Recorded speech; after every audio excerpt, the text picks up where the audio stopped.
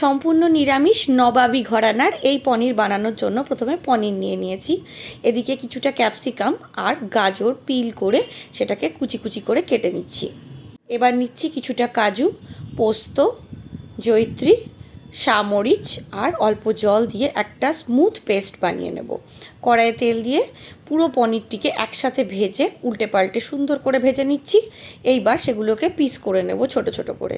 তেলে দিয়ে দিচ্ছি সাদা জিরে, শুকনো লঙ্কা, তারা মৌরি, একটু নেড়েচেড়ে নিয়ে কেটে রাখা সবজিগুলো দিচ্ছি, সঙ্গে দিয়েছি দুটো চেরা কাঁচা লঙ্কা।